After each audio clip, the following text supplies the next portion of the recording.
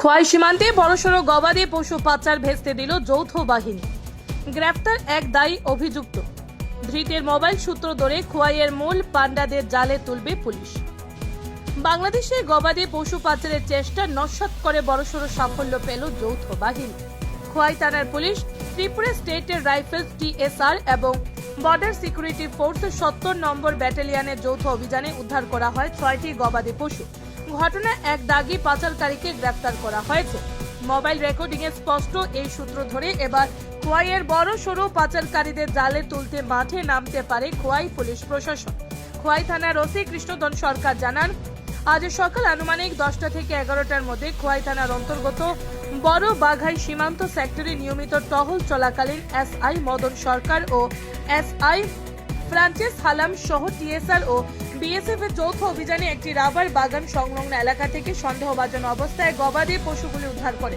প্রাথমিক তদন্তে অনুমান, সীমান্তের কাঁটাতারের নিকটে পশুগুলি জড়ো করে বাংলাদেশে পাচারের প্রস্তুতি চলছিল।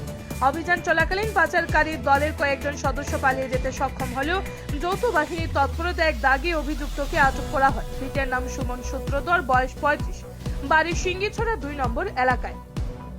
এ বিষয়ে কৃষ্ণধন সরকার ওসি খোয়াই থানা জানান, উদ্ধার হওয়া গবাদি পশুগুলি আইন অনুরাগ প্রক্রিয়ায় আটক করা হয়েছে এবং সংশ্লিষ্ট ধারায় একটি মামলা গ্রহণ করে তদন্ত শুরু করা হবে। সীমান্ত এলাকায় নজরদারি আরো জোরদার করা হয়েছে বলেও তিনি উল্লেখ করেন।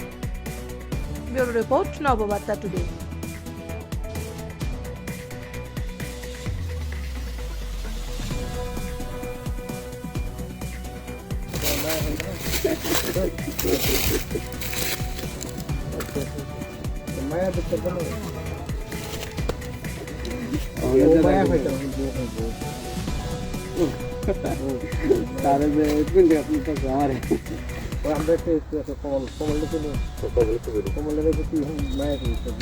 সুমন ভাই লাইন ক্লিয়ারই পাইছিলাম। একটা গেছে পশ্চিমে সরাত, একটা গেছে পূর্বে ৬৮ দিকে গেছিল।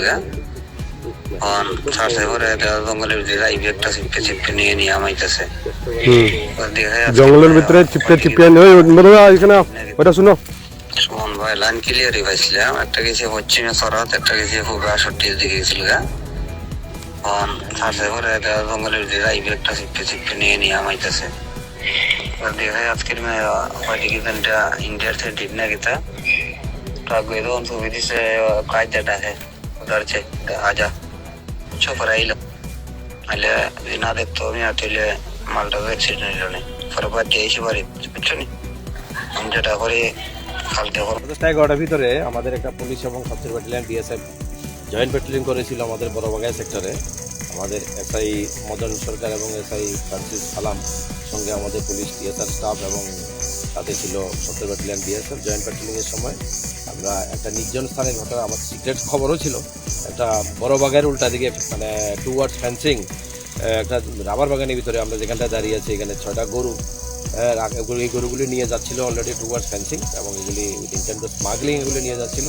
দেখে গরুর সঙ্গে আরও 2-3 জন ছিল, পালিয়ে গেছে। একজনকে আমরা আমাদের পুলিশ অফিসার এবং বিএসএফ মিলে ধরতে পেরেছে।